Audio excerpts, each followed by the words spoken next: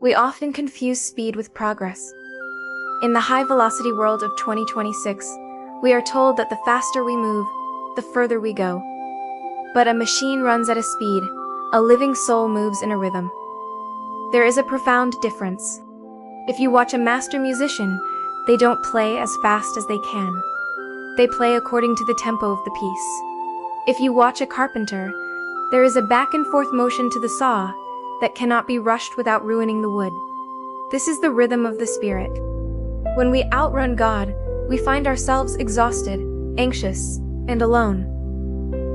We are like a branch that has detached itself from the vine, trying to produce fruit by sheer willpower.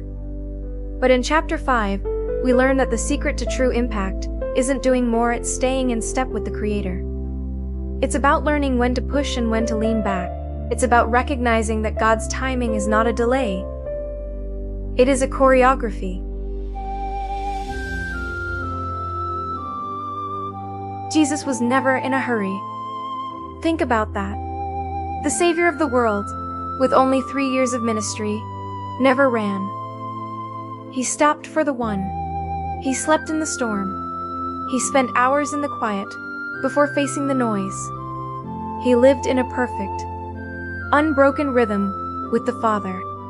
In the workshop of the sacred table, we are invited to lay down our frantic pace. We are invited to pick up the easy yoke.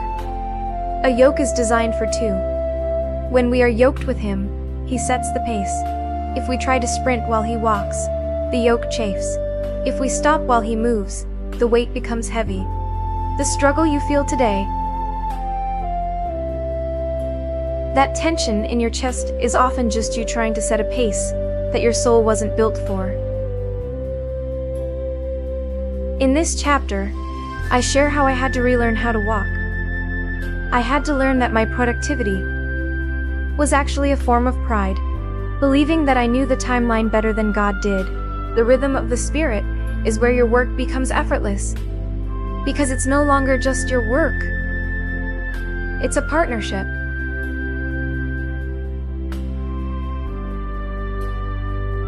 What would happen if you stopped fighting the tempo of your current season? What if the slow pace you are in right now is actually God protecting you from a crash? Chapter 5 of the Sacred Table is about finding your flow. It's about moving from striving to abiding.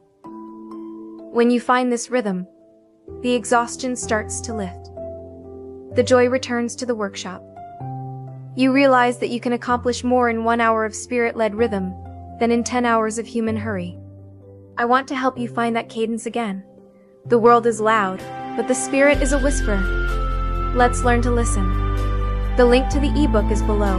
Join me in chapter 5, and let's find our rhythm together. Thank you for being part of this journey.